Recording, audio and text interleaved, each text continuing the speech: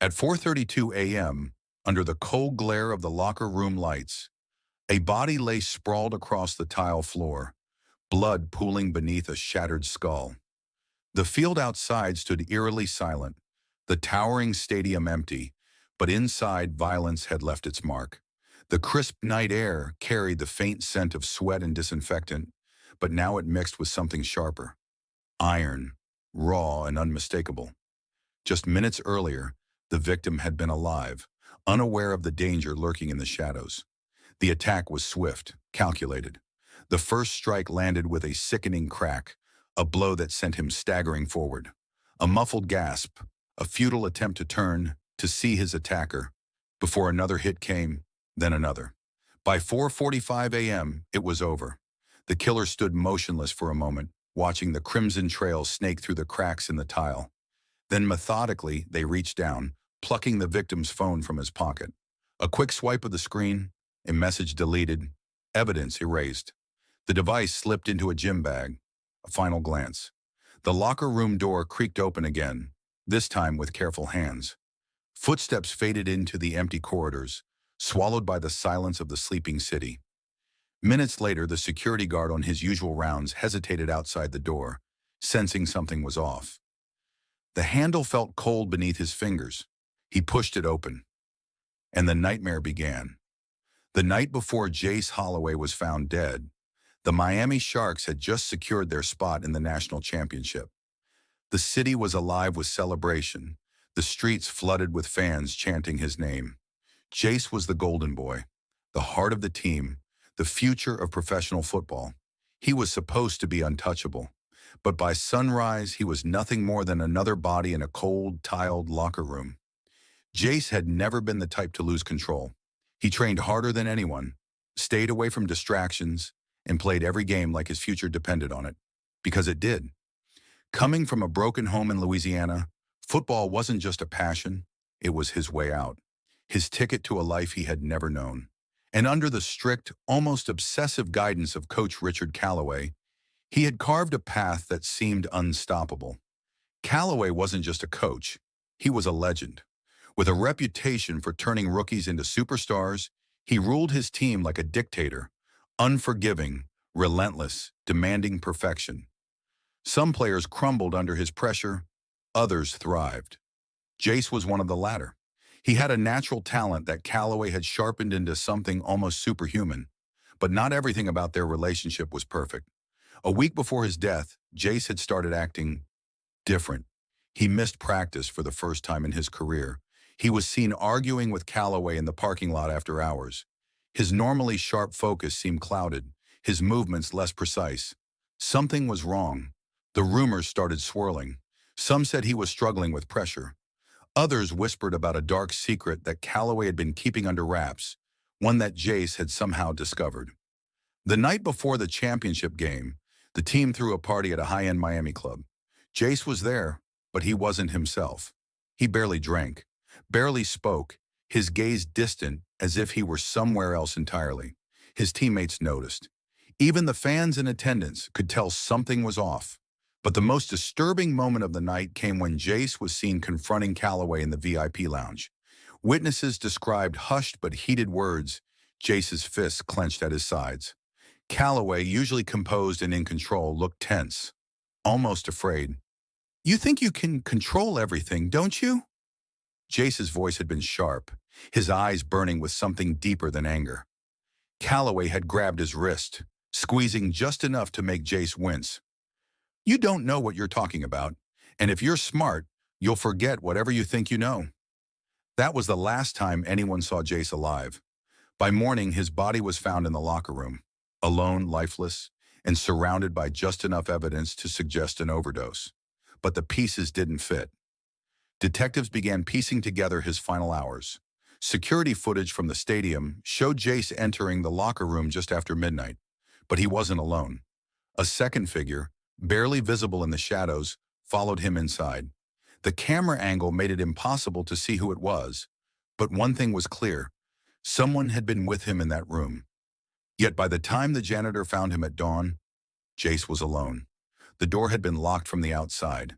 The evidence, scattered pills, the single syringe, felt staged, too neat, too convenient. And then there was Calloway. The usually iron-willed coach seemed rattled, his hands shaking when asked about his last conversation with Jace. He was struggling, he said, voice tight. He was overwhelmed. The pressure got to him. But people weren't buying it. Calloway had trained Jace since he was 17.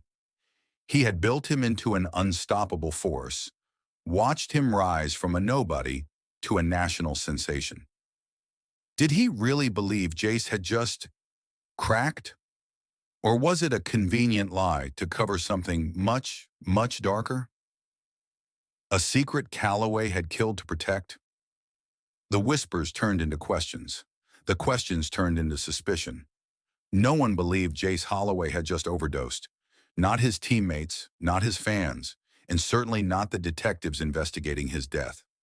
Something was wrong, and all signs pointed back to Coach Richard Calloway. Detective Eric Salazar had been in the force long enough to know when a crime scene was staged. In Jace's death, it felt too perfect, too scripted. The placement of the syringe, the scattered pills, like someone wanted to wrap the case up in a neat little bow. But the autopsy report was the real red flag. Jace had no history of drug abuse, no traces of prolonged substance use. The toxicology report showed a lethal dose of fentanyl in his bloodstream, but here was the catch. It wasn't ingested, it was injected. And even stranger, there were bruises on his wrists, faint pressure marks on his neck. Signs of a struggle. Someone had forced Jace into this. Someone had made sure he never woke up. The investigation intensified. Security footage showed only one person entering the locker room after Jace that night, a tall figure in a black hoodie.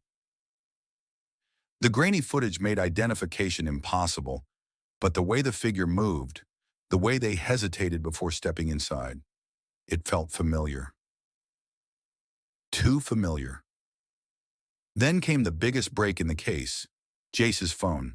It had been missing when his body was found, but a janitor discovered it later, shoved behind the lockers, screen cracked, battery dead. When detectives powered it up, they found one unread voicemail.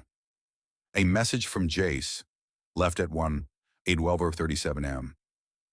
Just minutes before his death, his voice was frantic, his breathing uneven. If anything happens to me, it's because of Calloway. He's not who you think he is. He's a liar, a monster, and I have proof. The message cut off suddenly, as if he had been interrupted. Proof of what? What had Jace uncovered that made him fear for his life? The deeper detectives dug, the uglier the truth became. Calloway wasn't just a coach. He was a man with a past buried under layers of deception. 15 years ago, before he became a legend, he had been involved in a college-level recruiting scandal. Promising young athletes had disappeared from programs under strange circumstances. Some left without a word. Some are never resurfaced at all. And now Jace, his star player, his golden ticket, was dead. Detective Salazar wasn't buying the coincidence. He pulled Calloway in for questioning, watching him carefully as he played the part of the grieving mentor. But his hands told another story, clenched into fists, nails digging into his palm. Jace left me a message.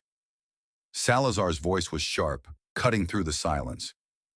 He said he had proof that you're a liar, a monster. That's a hell of a thing for a kid to say about someone he trusted, don't you think? Calloway's jaw tightened. His usually commanding presence cracked just for a second, a flicker of something behind his eyes. Guilt? Fear? Or something far, far worse. Then just as quickly, he recovered. He leaned forward, voice low. You're looking in the wrong place, detective. A cold smile. Jace had enemies, and if I were you, I'd be careful where I dig. A warning, a threat, or a confession hidden in plain sight. One thing was certain. Jace had discovered something about his coach. And whatever it was, it got him killed. The night Jace Holloway died, the Miami sky was thick with the kind of heat that clung to the skin. The streets buzzed with energy from the championship celebrations. But Jace wasn't celebrating. He wasn't drinking with his teammates or posing for photos with fans. He was alone, pacing outside the stadium, gripping his phone so tightly his knuckles had gone white. He had spent the last 2 days debating whether to come forward, whether to expose the truth he had uncovered. But deep down, he already knew. There was no turning back. He dialed a number, one that had been sitting in his call log for hours. The phone rang once, twice before a voice answered. "You don't want to do this." Calloway's voice was calm, but there was something beneath it, not panic, not fear, something colder. "I'm done playing this game, coach." Jace's voice was tight with anger. "I know what you did. I know everything." A pause, then a quiet chuckle. "No, Jace. You think you know, but you have no idea what you're walking into." The call ended. Jace stared at his phone, heart pounding. His hands were shaking, but not from fear, from rage. He turned toward the stadium, toward the empty halls and dark corridors leading to the locker room. He needed a minute to clear his head, to think.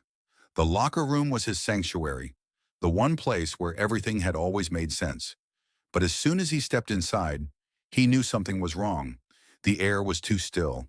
The lights flickered, humming faintly above him. And then, the soft creak of a door closing behind him. Jace turned. A figure stood in the shadows near the lockers, half hidden in the dim glow of the emergency lights. Tall, broad-shouldered, familiar. Calloway stepped forward. His usual commanding presence was gone, replaced by something darker, something almost predatory. "You shouldn't have come here, Jace," he said softly. Jace didn't flinch. "You killed those kids, didn't you? 15 years ago. The recruits who went missing. The ones who threatened to expose you. It wasn't just about the money. It was about control." Calloway sighed, shaking his head.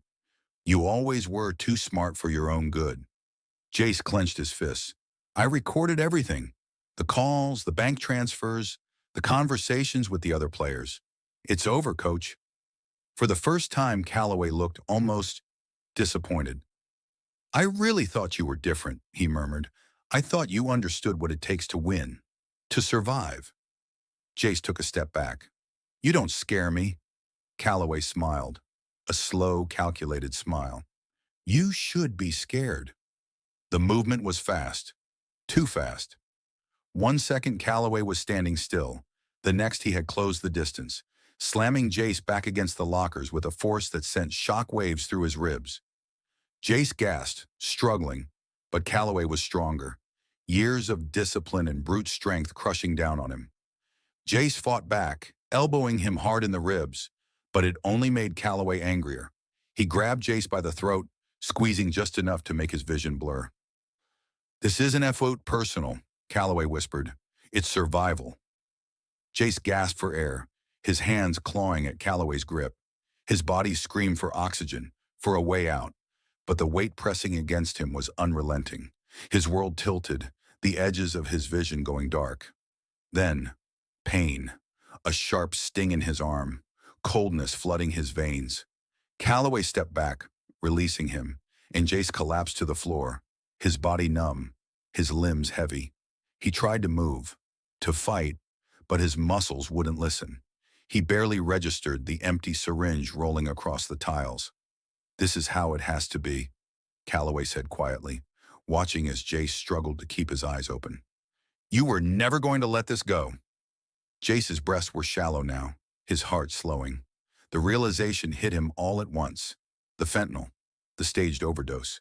He wasn't going to wake up. Calloway knelt beside him, tilting his head slightly. There was no pleasure in his expression, no anger, just calculation. He reached into his pocket, pulling out Jace's phone, flipping through it as if it were his own. His fingers moved fast, deleting messages, erasing call logs. He worked with precision, like someone who had done this before. Then, with a final glance down at Jace's body, he placed the phone behind the lockers, just out of sight, just enough to make it seem like an accident. He stood up, adjusting his jacket, wiping the sweat from his forehead. He took one last look at the scene, the syringe, the scattered pills, the perfectly staged tragedy of a young star who couldn't handle the pressure. And then he walked out, locking the door behind him. Jace's body lay motionless on the floor, his fingers twitching weakly against the tile. He tried to hold on, to force himself to stay awake. But the darkness was already swallowing him whole. By the time the janitor found him at dawn, Jace Holloway was gone. The morning air was thick with humidity when the janitor unlocked the locker room. He had done this 1,000 times before. Same routine, same quiet, empty space. But today, something was different. The silence felt too heavy, like the room itself was holding its breath. Then he saw it. At first, it didn't register. A body sprawled across the cold tile, limbs unnaturally still. The janitor's breath hitched. His hands trembled as he stepped closer, eyes locking onto the motionless figure. Jace Holloway. His skin was pale, lips slightly parted as if he had tried to say something in his last moments. The janitor stumbled back, his hands fumbling for his phone. The call to 911 sent shockwaves through the city. Within minutes, the stadium was swarming with paramedics, officers, and reporters desperate for a headline.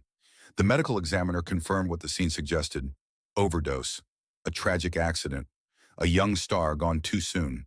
The narrative practically wrote itself. But Detective Eric Salazar wasn't buying it. He stood over the body, eyes scanning every detail. Something wasn't right. Jace's hand was curled into a loose fist, his knuckles bruised, defensive wounds. His wrist had faint pressure marks, like someone had held him down. And then there was the syringe, placed too neatly beside him, as if someone wanted it to be found. The crime scene felt staged, forced. Salazar turned to his partner, Detective Carla Ruiz, who was flipping through Jace's file. "This kid had no history of drug use," she muttered, shaking her head. "Not even a DUI. You telling me he suddenly decides to go full-blown fentanyl overdose in the middle of the locker room?" Salazar knelt down, his fingers tracing the tile. The area around Jace's body was clean. Too clean. "Where's his phone?" he asked. Ruiz frowned. "Not on him." Salazar's gut tightened. A kid like Jace, always glued to his phone, and now it was just gone. Not a coincidence. The search was quick. Within an hour, a janitor found Jace's phone shoved behind the lockers, its screen cracked, battery dead. Ruiz plugged it in, watching as the device flickered back to life. One missed call, one unheard voicemail, the last message Jace ever left. The detectives listened in silence. Jace's voice was raw, frantic. "If anything happens to me, it's because of Calloway. He's not who you think he is. He's a liar, a monster, and I have proof." Salazar exhaled sharply. "Well, that changes things." They pulled Calloway in that afternoon. The coach was composed, grief-stricken in all the right ways. He talked about Jace like a son, called his death a tragedy, but his hands told a different story. Clenched fists, fingernails digging into his palm, a slight tremor when Salazar pushed him about the voicemail. "You think I had something to do with this?" Calloway asked, shaking his head with a bitter laugh. "That kid was like family to me." Salazar leaned back, studying him. "Then why'd he name you in his final moments?" Calloway's jaw tightened. "Jace was emotional. He was under a lot of stress. You know these athletes? They crack under pressure. But Jace wasn't just any athlete, was he?" Salazar pressed. "He knew something, and he was ready to talk." Ruiz slid a file across the table. 15 years ago, you were at the center of a recruiting scandal. 5 athletes disappeared. All of them were about to go public with allegations against you." She flipped to another page. "None of them were ever seen again?" Calloway's expression darkened. Just for a second. A flicker of something cold behind his eyes. Then just as quickly, he smoothed it over. "I don't know what you're implying," he said evenly, "but I had nothing to do with Jace's death." Salazar didn't believe him. But they didn't have enough. Not yet. Forensics came back with more questions than answers. Jace's tox report confirmed a lethal dose of fentanyl, but there were no fingerprints on the syringe. No DNA under his nails. If there had been a struggle, the evidence had been wiped clean. Then there was the security footage. One blurry figure entering the locker room after Jace. No clear face, no defining features. But the way the figure moved, the way they hesitated at the door before stepping inside, it was too familiar. The detectives pushed harder. They re-interviewed teammates, staff, anyone who might have seen something that night. Most had nothing. But then a breakthrough. One of the assistant coaches, a nervous man with darting eyes, let something slip. "I saw Callaway leave the stadium around 1 a.m., he admitted. He looked rattled, like he'd seen a ghost." Salazar and Ruiz exchanged a look. The timeline was tight. Too tight. Jace's voicemail had been left at 12:37 a.m. If Callaway had left just after 1, that meant he was still there when Jace died. They had him, almost. But Callaway wasn't stupid. He had played this game before. He knew how to stay ahead. The next day he held a press conference. He stood before flashing cameras, his voice thick with emotion. "Jace was like a son to me," he said. "This is a tragedy, and I will do everything in my power to honor his memory." The reporters ate it up. The public mourned. And behind the scenes, Salazar and Ruiz watched as the man they knew was a murderer walked free. For now. Because the truth was still out there. And Jace's story wasn't over yet. That night, Salazar sat in his office, staring at the case files scattered across his desk. The evidence was there. Pieces of a puzzle that didn't quite fit together yet. The syringe with no fingerprints, the missing security footage, Callaway's name on Jace's final voicemail. Everything pointed in one direction, but it wasn't enough. Callaway was careful. Too careful. Ruiz walked in, tossing a flash drive onto his desk. "You're going to want to see this," she said, her voice tight. Salazar plugged it in, his eyes narrowing as the video played.